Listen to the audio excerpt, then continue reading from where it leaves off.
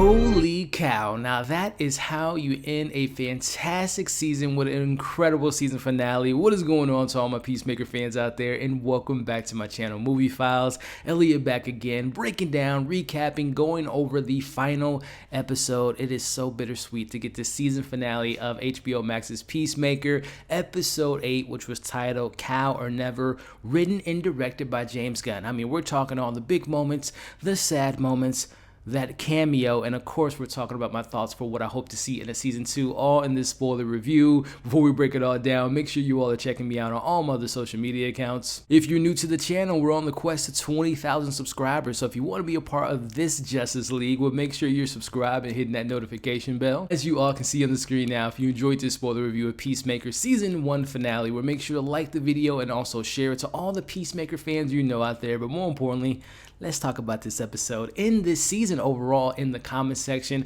Let me know your favorite moment of the episode, your thoughts on that cameo, and also I have some fun things to share about the cameo because I just read an article on how that came to be, and Marvel helped DC out with that filming, and we'll talk about that. Of course, we're going to talk about my thoughts for season 2, and I want to know yours as well, but let's just have a good time in the comment section. Man, let's just get right into this review here. First and foremost, let me just announce, as you all probably already know, being Peacemaker fans like me, we got the official green light for season 2, which was just a no-brainer. I mean, the numbers were just so big. So many people watch this show. I loved covering every single week, which I just want to thank you all for watching these reviews.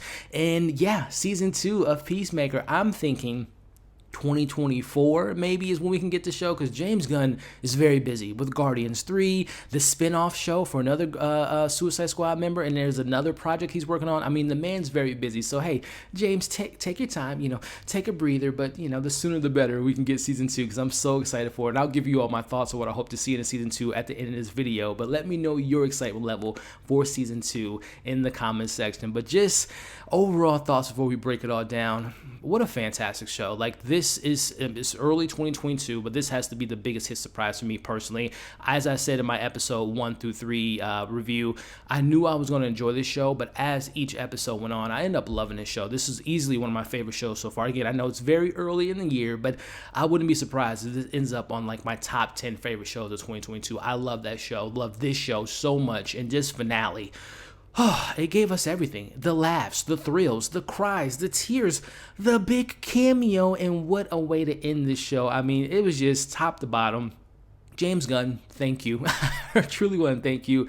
I mean, what a blessing in disguise, man. That whole incident that happened, what was that, 5 years ago with the whole Twitter, thing, which was completely inappropriate. He apologized for that or whatnot, but wow, how that ended up working out, because if that never would have happened, we would have never gotten him with DC and never got the Suicide Squad, never got this show and all the other shows he's going to be working on with DC. Of course, I'm excited for Guardians 3 and whatever. If he decides, I don't even know if he's going to be working with Marvel after Guardians 3. I think he is like solely a DC man, because he truly gets to let himself be free. The F-bombs, the swearing, the inappropriate jokes, the fart jokes, the sexual, innuendos. I mean, I think James Gunn is happy where he's at, and as a DC fan, I'm so happy he's found his home. But neither here nor there. What a great episode and a great season, and we'll get into it all here in a bit. But again, let me know your thoughts on everything we discussed so far. But let's get into this review as we open the episode with immediately following up last week. We see Adebayo continuously trying to apologize to Chris, but he doesn't want to hear it.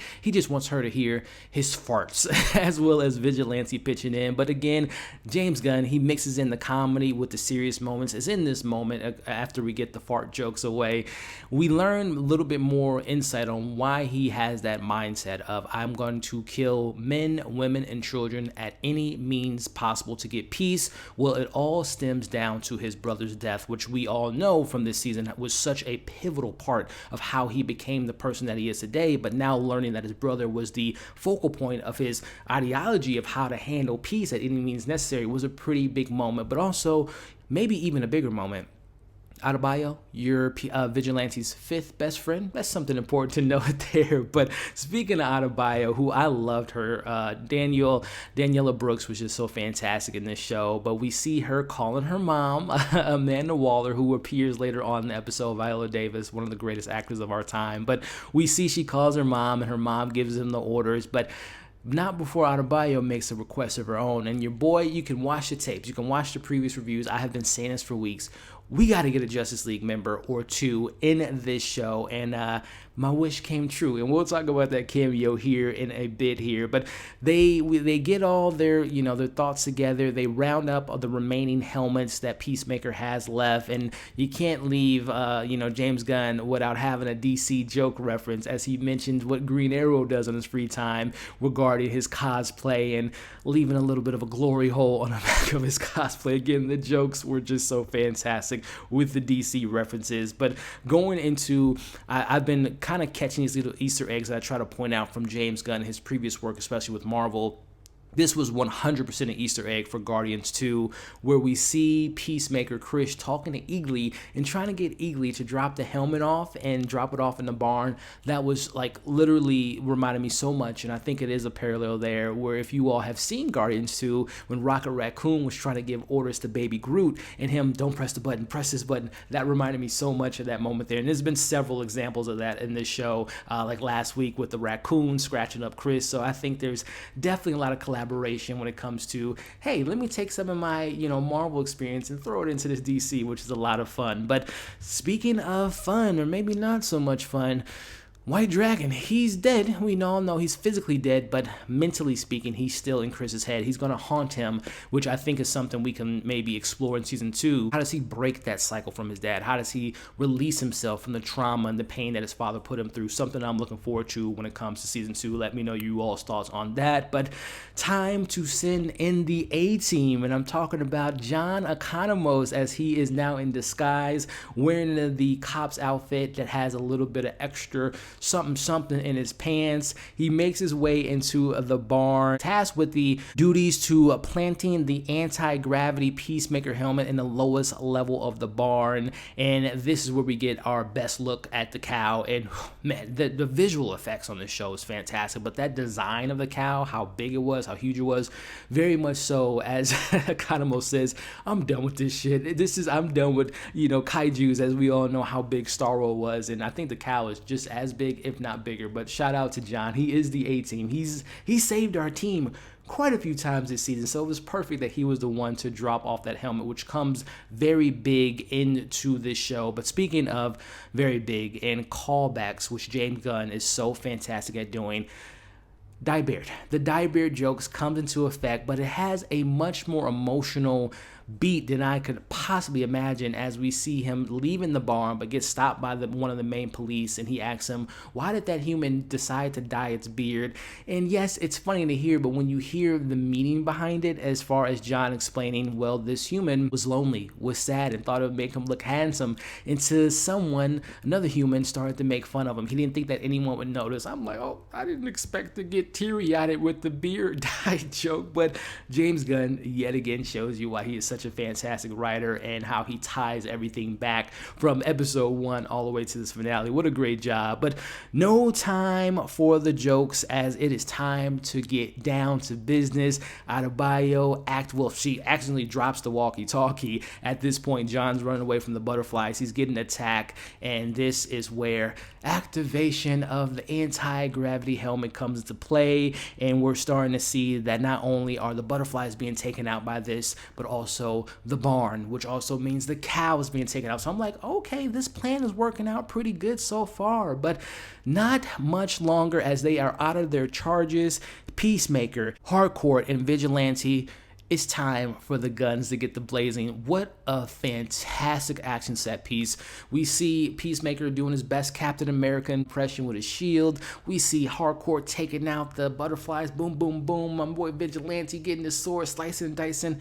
The action, again, James Gunn never fails to disappoint. We see at this point of the battle, Chris follows Goff down to the lower level of the barn, but unfortunately he falls and gets kind of trapped under the barn. But it's at this point, listen, it got a little dark, and we know James Gunn, he's not afraid to kill his characters, as we all know from his previous work. As at this point in the episode, Vigilante, I think he gets stabbed with a knife or thrown a knife at him, or they might have shot him. But anyway, I'm like, did they just kill my favorite character, Vigilante? Which they didn't, but at that moment, I'm like, he's dead. And then speaking of dead, Hardcore gets shot in the neck and then shot on the side. I'm like, I am a wreck right now. I'm like, these are some of my favorite. Vigilante is my favorite character, as I said many times, but I've come to love Hardcore, and Jennifer Holland is so great in the role. I'm like, this is really messing me up right now. This is like the Suicide Squad, when we saw all those characters die at the beginning of that film. I'm like, dude, I love this team, and it's breaking my heart seeing them die, and especially the way James Gunn remixes the song and slows it down and makes the audience think like, oh yeah, shit's getting real. We're really in the thick of things. But again, he didn't kill them, which is good. But in that moment in my head watching that scene, I'm like, this is a serious heartbreaker right now, James Gunn. Why are you doing this to me? But Adebayo, finally, we get to see, she's been talking about since episode 1, and we see her mom saying, use your skills, you got skills, and the girl has skills, ladies and gentlemen, as she is getting her guns, boom, boom, shooting them, taking them out. She got the helmet on at this point. She goes down.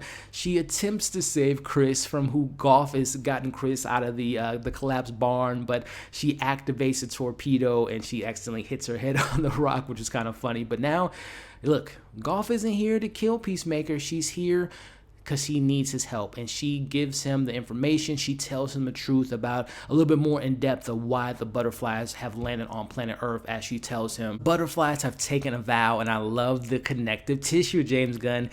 We saw early in the episode that he took a vow too to get peace at any means necessary, and the same goes for the butterflies as they want to come to Earth and inhabit Earth and embody these humans, and they think that they can live on Earth for the next 100 years, but based on how Earth is ran and how we kind of are self-destroying ourselves, they took it upon themselves to help the world, and in doing so, a la taking over the world's highest powers, aka the government. It makes so much sense, and I love how James Gunn kind of spins the alien invasion thing. We always see in alien movies, they're there to just take over the world. They're there to just make the Earth their world, right, and kill all the humans while doing so. But this time, the aliens want to do good. The butterflies want to help in taking over the government and giving people food and jobs and other opportunities. So Judo Master was right. They were really trying to do good, but Myrn obviously had his disagreements on how they went about doing that, inhabiting these bodies, killing these peoples. At what means are we really helping them, right? So I love that dichotomy. I love that kind of remixing of the alien invasion, and what a great explanation. But Goff, Chris, it's time for you to do what you were born to do and saving the world and bringing peace to the world. But Chris instead activates the human torpedo, leaving Adebayo to go straight into the cow, killing the cow. He takes a gun, kills Captain Locke, kills Detective Singh, but we all know he keeps Detective Singh, or I should say he keeps Goff a little bit later on, but he made his bed and he's sleeping in it, and we all know what happens here as regards to that Goff and Peacemaker a little bit later. But the team, this is the big moment. The team is now gathering together. They're picking up Goff, and like I said, you can watch the tapes. I predicted it weeks ago. Justice League, this is a Justice League threat level, and ladies and gentlemen, my jaw was on the ground when we get the Justice League, and not just any Justice League. This is the Justice League from the Snyderverse. We see Superman, we see Aquaman, we see Wonder Woman, we see Flash, and I'm thinking that's the extent of it, right? Just the silhouettes, we just see them there. James Gunn went ahead and I read this. I'm going to put the article in the description below. I'm putting on the screen now. Marvel actually helped him get this whole situation on hand. So first and foremost, we learned that in this article, James Gunn reached out to Jason Momoa and said, hey, we've been poking fun of your character, man. We would love to get you in the finale. And he said, I love the jokes. I would love to be there, which is so funny because I don't know if you all know, Jason Momoa was initially supposed to be Drax, but I think either, he lost to Dave Bautista or just scheduling issues, but they finally get to work together. So Jason Momoa was on set to shoot that scene, which is so fantastic. When it comes to Ezra Miller as a Flash, we all know James Gunn is currently shooting Guardians 3, so he asked Marvel, can you do me a favor and shoot Ezra Miller's scene, who Ezra said he loves James Gunn and wanted to work with him, so he was able to have that cameo. So listen, that wasn't a green screen. They were actually on set shooting those scenes, and like I said, they had the help of Marvel, and I guess reading this article, Mern, the actor that plays Mern, he had his test shooting for Guardians 3 on the set of DC's Peacemaker. So James Gunn's like, hey Marvel, you kind of owe me a favor. Do you mind helping me shoot this Ezra Miller scene while I'm over here shooting Guardians 3? So DC, Marvel, they're working side by side, ladies and gentlemen. We can end this beef thinking which one is better. They like for each other to succeed. Perfect example here in this scene. But again, Justice League makes an appearance, and the joke, by the way, I don't want to leave out the joke when we see, Peacemaker say, you guys are late, you F-heads, and he said, go ahead and F another fish, Aquaman, and we see Aquaman says, I hate that joke, and Barry says to him, well, it's not a rumor, and we see Jason Momoa drop an F-bomb. What a great moment. What a great cameo. Let me know your thoughts on that behind-the-scenes story I had to share with you all. And, of course, let me know your thoughts on that cameo. And I guess, Batman's doing his thing in Gotham. Cyborg's probably making up a game plan to stop Darkseid from coming to Earth. So, wow, Justice League. And, again, that is Snyder's Justice League. They made an appearance. I appreciate that, being a Zack Snyder fan. And James Gunn, kudos to you, my friend. But wrapping it all up, we see that Peacemaker has a conversation with Adebayo, like, did you destroy the Earth? No, he just saved his best friends, which is so smart. Think about the character arc from the Suicide Squad. What he was willing to do to compromise his friendship that he developed with the Suicide Squad, and particularly his, being Rick Flag was his hero, right? And he killed him for the mission. Now look at the mission, how it's turned on its head. He is willing to, I don't want to say sacrifice the world, but he now has friends, and he is different from the Peacemaker we met in last year's Suicide Squad. What a great moment. And oh yeah, don't tell Vigilante, but Adebayo, you're my new BFF. What a great moment. What a great way to tie the character back to his events from the Suicide Squad to episode 1 of the show to episode 8. James Gunn, yet again, you don't cease to disappoint, my friend, when it comes to the writing. But Adebayo, at this point, clears the name of everyone, including Chris. He calls out Task Force X, but also she calls out her mother, Amanda Waller. Is the Suicide Squad no longer a thing in James Gunn's new world that he's creating there? Of course, we're going to know Flashpoint's going to probably switch all that up. But as of right now, Task Force X, as well as Amanda Waller, they're under questioning. So Adebayo, great call on your mom. You are your mother's daughter there, as we actually get the cameo by Viola Davis, who I love her in that role. But what a great moment there. And we also end the episode with, Harcourt. She's okay, as well as my boy Vigilante. He's okay, but they have a moment. They hold hands. Who knows what that relationship's going to develop in season 2? But ending the show, we get a couple sequences with Adebayo, seeing her wife again, and they're together. Judo Master is crying over the failed mission, so I hope to get him back in season 2. We see Harcourt is rehabbing. We see John's going back to work, but he has his photos of his friends, which is so great. We see Chris and Adrian are blowing stuff up yet again, and we end with Cough. Golf is alive. It only has so much food source. So I don't know how much longer Golf's going to be able to be this pet of a sorts of Peacemaker, which is not in a sense of like a pet, like he's being mean to her. It's just like he's going to keep her alive, and who knows how much longer. They don't have any more food source, and there's other butterflies. Like, even though they killed all those human forms of the butterflies, their butterflies are still out there. So we'll see if we'll get more butterflies in season 2, but we end with Chris with Agee in the spirit or the ghost of his dad, which I think will be a pivotal part in season 2. So there you have it, my recap, my review. What a fantastic way to end this. Again, I think this is the biggest surprise for me of 2022 so far when it comes to TV shows. I knew I was going to enjoy it because I am a DC fan at heart, and I really enjoy Peacemaker and the Suicide Squad, but I love this show. And I just want to take the moment to say, John Cena, this is the best role I've seen you in. What a fantastic job. Danielle Brooks, I've always been a fan of hers since Orange is the New Black, but what a great addition to the show, creating this new character, Adebayo. She was incredible. Mern was incredible. Jennifer Holland as Harcourt, what a great role for her. Such a badass, such a layered, deep, kick-ass character. Really love her. John Economos was fantastic as well. Can't leave out my favorite character, man. Freddie Stroma as Vigilante. I really can't wait to get more of him in season 2. I don't think he's going to be that spin-off character that was, rumored to be the next show. I think he is perfect with this team. Of course, he can pop up in other projects, but I love Vigilante, and I thought that he was fantastic. Agee was great, and again, overall, what a great show. It had, great jokes. Some of the jokes we talked about early on were just a little bit too prolonged for my taste, but it was the shtick, right? It was kind of the thing that James Gunn wanted to do, and it kind of, I got used to it, right? I love the emotional beats, learning who is, the man behind the toilet bowl helmet, and Chris. I thought that arc was incredible. Seeing the team come together, which we know James Gunn is so great at putting misfits and working together to save the world. I love all that stuff. And as far as season 2, again, I expect this haunting of his dad to come into play, and to really him fighting his demons and really kind of getting that evil side away from him and really becoming the hero that he wants to be. I expect the team to come back, but what's the threat for season 2? I mean, at this point, James Gunn has the full disposal of the DC universe now, with big characters like the Justice League making an appearance in this finale.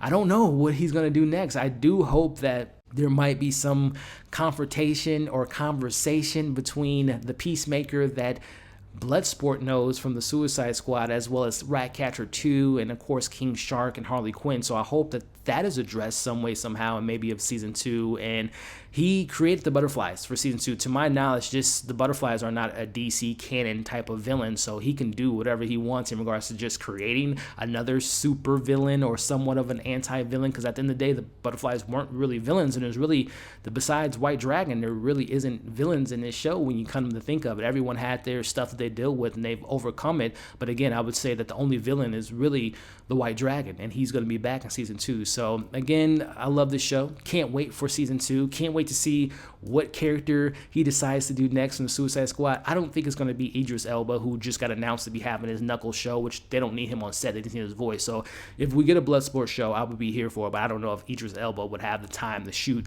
a show like that. So hey, Ratcatcher 2, I would love to see that character get a spin-off show. I don't think Harley Quinn will get a show. She already has her animated show. She's been in, movies. Who else is left? King Shark. Would you want a King Shark show? Num. That would be pretty interesting. And again, what next for the Suicide Squad with Task Force X now being, that being out there to the public, and who knows, is Flashpoint gonna, reverse that with his film? So I can go on and on and on. I will say 2022, as a DC fan, based on Peacemaker, I am so excited for this new year. Black Adam coming out this summer, the Flash movie in the fall, as well as Aquaman, and I'm forgetting one that's slipping my mind right now, but I am just so excited to see, of course, slipping my mind, my favorite comic book character, the Batman's coming out in a couple of weeks. So 2022 is the year for DC, ladies and gentlemen, and I'm so excited to be in this new era of the DC EU, DC Extended Universe, whatever we're calling these days. But hey, I can go on and on and on about this stuff, but I'm going to end it here. I want to thank you all again for watching these reviews, watching this one in particular. Again, leave your thoughts, your pros, your cons, favorite moments, overall thoughts of the season, what you hope to see in season 2, your thoughts on how they got those cameos, and anything you all want to talk about. Let's talk about that in the comments. Before you all leave, make sure to like, share, again, comment below, subscribe to the channel, come and join this Suicide Squad, Justice League, DC, everything that we do here in this community. Is come and subscribe and hit that notification bell. Hope you all enjoyed this review. Hope you're staying safe. As you can see on the screen now, subscribe to my channel, check out my other content. We'll catch you all on the next video.